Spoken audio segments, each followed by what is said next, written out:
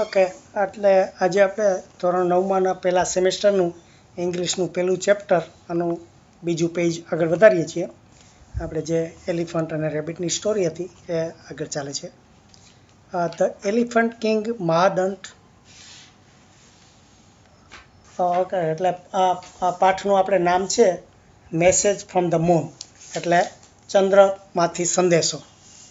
એનું હવે આપણે આગળ સ્ટોરી ચલાવીએ છીએ. એટલે બીજા પેજ ઉપર છે કે the elephant king મહાદંત came out. આપણે ખબર છે કે મહાદંત જે એના રાજાનું નામ હતું એ બહાર આવ્યો અને બોલો, what do you want from me? Is there a message for me from your master? He inquire. He એટલે તે, ઇન્ક્વાયર એટલે એણે પૂછપરછ કરી. આપણે ઇન્ક્વાયરી હોય ને રેલવે સ્ટેશનમાં ઇન્ક્વાયરી કરવા જઈએ ને, એટલે ઇન્ક્વાયર એટલે પૂછપરછ કરવી. તો એણે તરત પૂછ્યું કે what do you want from me? What એટલે શું, ડુ યુ વોન્ટ એટલે તું શું મારી પાસેથી ઈચ્છે છે. વોન્ટ એટલે ઈચ્છે છે. ફ્રોમ મી એટલે મારી પાસેથી, એટલે કે તારે મારી પાસેથી શું જોઈએ છે. પછી કે is there a message for me from your master? એટલે ઇઝ ધેર એટલે આ પ્રશ્નાર્થ છે, એમાં ક્રિયાપદ પહેલાં આવે. ઇઝ ધેર એ મેસેજ એટલે ત્યાં તારે કંઈ મેસેજ એટલે સંદેશો છે. ફોર મી એટલે મારે માટે. ફ્રોમ યોર માસ્ટર એટલે તારો માલિક. માસ્ટર આપણે એના જે રેબિટનો એનો માલિક હોય ને, કે તારા માલિક તરફથી મારા માટે કશો સંદેશો છે, એમ આ હાથીના રાજાએ એને પૂછ્યું. Yes there is, listen. Then the rabbit spoke in a strong voice. એટલે જો આપણે ઘણી વખત માણસો જરા કડક થઈને બોલે ને તો બીજા બરાબર ધ્યાન દે. એટલે એવી રીતે અહીંયા કહે છે કે પેલું નાનકડું સસલું હતું પણ તોય જરા કડક અવાજે બોલ્યું કે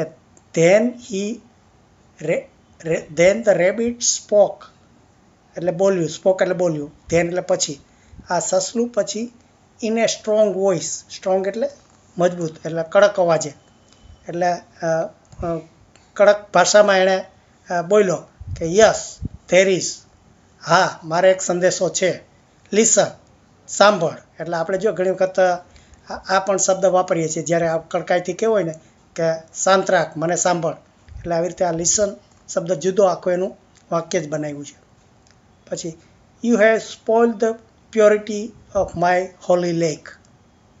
એટલે યુ એટલે તે, હેવ સ્પોઇલ્ડ એટલે બગાડી નાખ્યું છે. ધ પ્યોરિટી એટલે પવિત્રતા, ઓફ માય હોલી, હોલી એટલે પવિત્ર, લેક એટલે તળાવ. એ કહે છે કે તે મારા આ પવિત્ર તળાવનું આ પવિત્રતા તે બગાડી નાખી છે, કે પવિત્રતા જતી રહી છે તારે કારણે. You have killed thousands of rabbits. એટલે યુ હેવ કિલ્ડ એટલે યુ હેવ એટલે તે, હજારો, થાઉઝન્ડ્સ એટલે હજારો, રેબિટ્સ એટલે સસલા, તે હજારો સસલાને મારી નાખ્યા છે. એટલે આવી રીતે એની પાપ થયું, પવિત્રતા જતી રહી એમ. You must know that the great rabbit king lives with me. You must એટલે તારે, મસ્ટ નો એટલે જ્યારે જાણવું જોઈએ, તું જાણી લે કે the great rabbit king lives with મી. એટલે એમ કે ગ્રેટ એટલે મોટું, રેબિટ કિંગ એટલે સસલાનો રાજા, વિથ મી એટલે મારી સાથે, એટલે કે મારી સાથે સસલાનો રાજા રહે છે, એ તું જાણી લે. આપણે નથી ઘણી વખત કહેતા કે હું પેલા મોટા માણસનો ભત્રીજો છું, આમ છું તેમ છું. એટલે એવી રીતે આણે બડાઈ મારી કે મારી સાથે આવો રાજા છે આનો. હજી in order you to not to harm rabbits any more. એટલે આઈ ઓર્ડર યુ એટલે હું તને આદેશ આપું છું કે ઓર્ડર કરું છું કે નોટ ટુ હાર્મ રેબિટ્સ, એટલે હાર્મ એટલે નુકસાન કરવું, એની મોર એટલે વધારે, એટલે હવે વધારે તું સસલાને નુકસાન ન કરે, હાર્મ એટલે નુકસાન ન કરે એવો હું તને આદેશ આપું છું. ઓર્ડર એટલે આદેશ આપો. Otherwise something terrible will happen to you and your herd. Otherwise એટલે અથવા તો, સમથિંગ એટલે કંઈક, ટેરિબલ એટલે ભયંકર વસ્તુ, વિલ હેપન એટલે બનશે, to you and your herd એટલે તને, જો આમ નહીં કરે તો તને અને તારા જે આખું ટોળું છે એને બધાને કંઈક ભયંકર વસ્તુ બનશે. આપણે જેમ નથી સત્યનારાયણની કથામાં ધમકી દેતા કે જો મારો પ્રસાદ નહીં લે તો તારું આમ થઈ જશે તેમ થઈ જશે. એવી રીતે આને પાછું કીધું કે તું આ સસલાઓને હેરાન મારવાનું બંધ કર, અથવા તો તારું અને કંઈક તારા જે ટોળું છે એનું બધાનું કંઈક નુકસાન થઈ જશે. પછી મહાદંત વોઝ અપસેટ. અપસેટ એટલે અકળાઈ ઉઠ્યો, ઉકળાઈ ગયો. એટલે આ મહાદંત જે એનો રાજા હતો હાથીનો, એ બહુ અપસેટ થઈ ગયો. આપણે અપસેટ શબ્દ ગુજરાતીમાં વાપરીએ છીએ. It is true that many rabbits have been killed. એટલે એણે વાત સ્વીકારી લીધી. ઇટ ઇઝ ટ્રુ એટલે એ વાત સાચી છે. ધેટ કે મેની રેબિટ્સ એટલે ઘણા સસલાઓ, હેવ બીન કિલ્ડ. જો આ હેવ બીન કિલ્ડ એ પણ ભૂતકાળનું એવું વાક્ય છે, પૂર્ણ ભૂતકાળનું. એ બધું આપણે પછી શીખશું કે ભૂતકાળ, સાદો ભૂતકાળ, પૂર્ણ ભૂતકાળ, કે એ બધું કેવી રીતે બનાવાય. હેવ બીન કિલ્ડ એટલે કિલ એટલે મારવું, એ મરી ગયા છે. ઘણા બધા સસલાઓ મરી ગયા છે, એ હકીકત છે, એમ એણે સ્વીકાર્યું. I am sorry for that એટલે કે હું એની માફી માગું છું. Ask your master to forgive me એટલે કે તારો જે માલિક છે એને ટુ ફરગીવ એટલે માફી આપે, કે અમને માફી આપે એમ તું તારા માલિકને કહે. Then go to the lake and talk to my master. એટલે આમાં આપ્યું નથી, પણ ખરેખર પેલું સસલું બોલે છે કે તો તું જાતે, then go to the lake એટલે તળાવ પાસે જા, અને ટોક ટુ માય માસ્ટર એટલે મારા માલિક સાથે તું જ વાત કર લે. એ આ સસલું એમ કહે છે કે જો તારે માફી માગવી હોય તો તું તળાવ પાસે જા અને મારા માલિકની સાથે વાત કર. એટલે પછી શું, it was a full moon night. Full moon એટલે પૂર્ણ ચંદ્રમાં, એટલે પૂર્ણિમાની પૂરા ચંદ્રની રાત હતી. Mahadant so the moon's reflection in the lake એટલે ચંદ્રનું જે પ્રતિબિંબ આ તળાવના પાણીમાં પડતું હતું. એટલે આ મહાદંત એટલે એનો જે રાજા હતો એણે સો એટલે જોયું, મૂન્સ રિફ્લેક્શન એટલે ચંદ્રમાનું પ્રતિબિંબ, ઇન ધ લેક એટલે તળાવમાં. એટલે તળાવમાં એણે મહારાજાએ ચંદ્રનું એ પ્રતિબિંબ જોયું. હી put his trunk in the lake એટલે ટ્રંક એટલે એની આપણે સૂંઢ કહેવાય, હાથીની સૂંઢ હોય ને, એણે પુટ એટલે મૂક્યું, ઇન ધ લેક એટલે તળાવમાં. For a shake hand with the moon એટલે આપણે હાથ મિલાવીએ ને, એટલે હાથીને હાથ ન હોય તો એણે જે સૂંઢ હતી એનો હાથ, આપણે સામા માણસને હાથ મિલાવે એટલે એવી રીતે એણે પોતાની જે સૂંઢ હતી એ પાણીની અંદર જે ચંદ્રનું પ્રતિબિંબ પડતું હતું એના તરફ એણે લંબાવ્યું, કે જાણે એને હસ્તધૂનન કરતો હોય, હાથ મિલાવતો હોય, એટલે ચંદ્ર સાથે હાથ મિલાવવાનું. This disturb the quiet water. આ એણે મૂક્યું એટલે શું થયું, પાણી એકદમ હલી ઉઠ્યું. એટલે ડિસ્ટર્બ એટલે પાણીમાં આપણે જોઈએ ને કે કંઈ લાકડી નાખીએ કે પથ્થરો નાખીએ તો કેમ એકદમ પાણીમાં જે મોજા ઉઠે, એવી રીતે આણે આ જે ક્વાઇટ વોટર એટલે જે પાણી શાંત હતું એ એકદમ હલી ઉઠ્યું. The moon appear to move to and fro.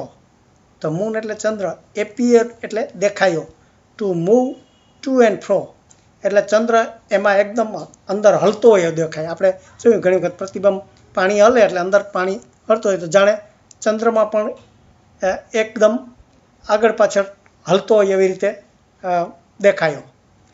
The rabbit sad એટલે આ સસલું બોલી ઉઠ્યું, look now the moon is ever angrier. એટલે એણે કહે જો, નાવ એટલે હવે, the moon is even angrier એટલે એંગ્રી એટલે ગુસ્સે થવું, ને એંગ્રી એટલે વધારે ગુસ્સો થવું. જો હવે કે અમારો ચંદ્રમાં જે રાજા છે એ હવે ખૂબ જ ગુસ્સે થયો છે, કારણ કે આમ ચંદ્રનું પ્રતિબિંબ એકદમ પેલું હલી ઉઠ્યું ને, એટલે એણે એમ કીધું કે ચંદ્ર ગુસ્સે થયો છે. My master is trembling with anger એટલે આપણે ખબર છે કે ગુસ્સામાં હોઈએ ત્યારે એકદમ ધ્રુજતા હોઈએ, તો એવી રીતે કે મારા માસ્ટર એટલે માલિક ટ્રેમ્બલિંગ એટલે ધ્રુજવા માંડ્યો, વિથ એંગર એટલે ગુસ્સામાં.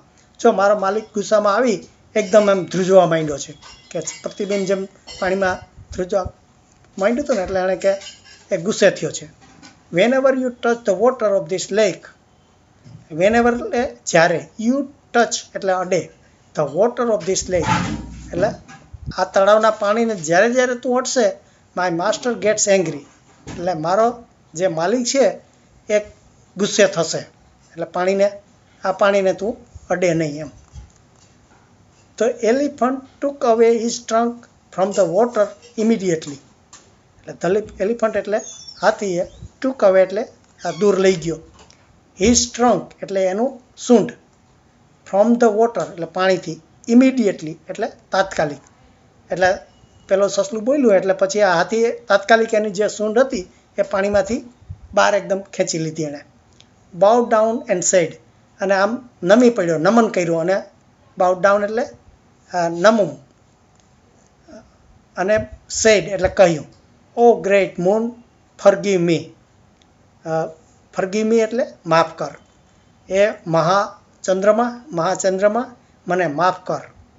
આઈ promise not to harm your dear rabbits any more, I promise એટલે હું વચન આપું છું, નોટ ટુ હાર્મ એટલે નુકસાન કરવું, ને નોટ ટુ હાર્મ એટલે એને નુકસાન ન કરું, એટલે હું તારા યોર ડિયર રેબિટ્સ, ડિયર એટલે વાલા, રેબિટ્સ એટલે સસલા, એની મોર એટલે હવે પછી વધારે, એટલે કે હું વચન આપું છું કે હવે પછી તારા વાલા સસરાઓને હું કોઈ દિવસ નુકસાન નહીં કરું એમ. Next morning Mahadant order his herd to move away from this lake. Next morning એટલે બીજે દિવસે સવારે, મહાદંત એટલે એનો રાજા હાથીઓનો, ઓર્ડર એટલે બધાને ઓર્ડર કર્યો, હુકમ કર્યો, હિઝ હર્ડ એટલે એનું ટોળું, ટુ મૂવ અવે, મૂવ એટલે જવું, અવે એટલે દૂર, બહાર જતું રહ્યું એટલે બીજે જતા રહેવું, ફ્રોમ ધીસ લેક આ તળાવથી દૂર જતા રહેવાનો આ બીજે દિવસે સવારે આ એના રાજાએ એના બધા જે ટોળું હતું એના બધાને એણે હુકમ કર્યો. Soon there was a very good rain and all them lived happily in the jungle. એટલે soon એટલે થોડા વખત પછી, તરત જ, there was a very good rain, very good rain એટલે ત્યાં ખૂબ જ સારો વરસાદ થયો, અને all of them એટલે all એટલે બધા, તેઓ બધા lived હેપીલી એટલે બહુ આનંદથી સુખે રહ્યા, ઇન ધ જંગલમાં એટલે આવી રીતે, અને પછી જંગલમાં આ બધા જ આનંદથી સુખેથી રહ્યા. એટલે આપણે ખાધું પીધું ને રાજ કર્યું એમ જેમ વાર્તામાં આવે ને એમ છેલ્લે આ બધા સુખી થયા, બધા આનંદ થયા, એવી રીતે આ વાર્તા થઈ.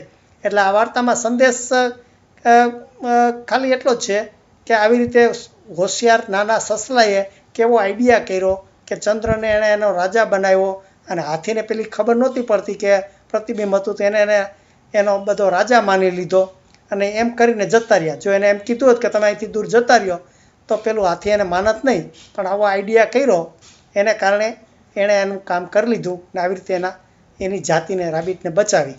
એટલે આવી રીતે આ પાઠનો એ સંદેશો છે કે નાના યુવાન છોકરાઓ પણ કેવો આઈડિયા કરે ને કેવી રીતે બધાને મદદ કરે છે.